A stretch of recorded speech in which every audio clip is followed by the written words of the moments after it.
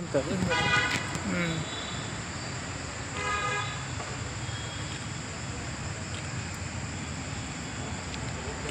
Okay.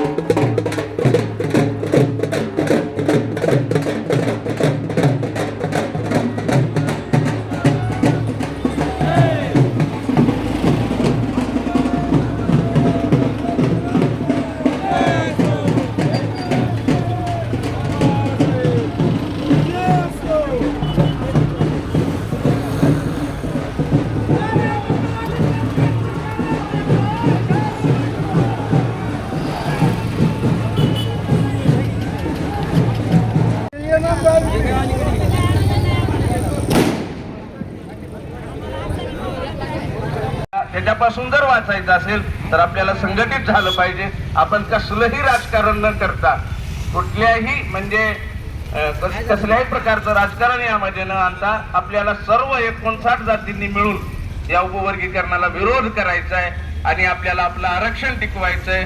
बाबासाहेबांनी जे आपल्याला आरक्षण दिलंय ते टिकवण्याची जिम्मेदारी आपली आहे. आपण जर आता हे टिकवू शकलो नाही तर उद्याच्या पिढ्या आपल्याला बुटानं आणतील. तुम्हाला बाबासाहेबांनी दिलेलं आरक्षण टिकवता आलं नाही आणि तुम्ही आम्हाला शहाणपणा शिकू लागला.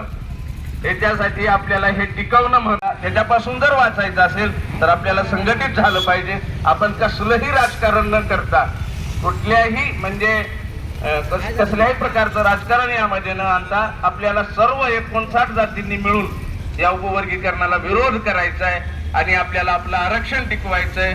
बाबासाहेबांनी जे आपल्याला आरक्षण दिलंय ते टिकवण्याची जिम्मेदारी आपली आहे. आपण जर आता हे टिकवू शकलो नाही तर उद्याच्या पिढ्या आपल्याला बुटानं आणतील. तुम्हाला बाबासाहेबांनी दिलेलं आरक्षण टिकवता आलं नाही आणि तुम्ही आम्हाला शहाणपणा शिकू लागला. त्याच्यासाठी आपल्याला हे टिकवणं म्हणून शिवशंकर स्वामी पहिल्यांदा यांचं टाळ्याने स्वागत करा. स्वामी समाजातर्फे सुद्धा मी या ठिकाणी आलेले आहेत. या आता व्हायला आणि जास्त वेळ न घेता अवघ्या 2च मिनिटांमध्ये प्रत्येकाने आपलं वक्तव्य मांडायचं आहे. भारतरत्न डॉक्टर बाबासाहेब आंबेडकर यांच्या व सर्व महापुरुषांच्या पवित्र स्मृतीस विनम्र अभिवादन करून इथे जमलेल्या सर्वांना माझा मानाचा सप्रेम जय भीम. आज या ठिकाणी शासनाकडून होत असलेल्या उपवर्गीकरणाला विरोध करण्यासाठी आपण येथे सर्वजण तोडफोड करण्याचा प्रयत्न मंदिराची तोडफोड करण्याचा प्रयत्न RSS प्रणालीत भारतीय जनता पार्टीचं सरकार या ठिकाणी करत आहे. त्याबद्दल त्याला विरोध दर्शवण्यासाठी आरक्षणाचं उपवर्गीकरण रोखण्यासाठी आज आपण या ठिकाणी सर्वजण उपस्थित राहिलेले आहोत. प्रथमतः 850 वर्षापूर्वी या भारत देशामध्ये ज्यांनी परिवर्तनवादी विचार रुजविला, ज्यांनी क्रांतीची ज्योत पेटवली ते महात्मा बसवेश्वर यांना प्रथमतः मी मानवंदना देतो.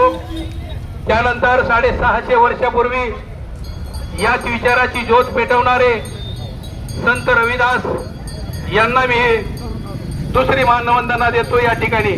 त्यानंतर 350 ते 400 वर्षापूर्वी या भारत देशामध्ये ज्यांनी हाच विचार रुजवला ते संत तुकाराम. आरक्षण आमच्या हक्काचं, आरक्षण आमच्या हक्काचं,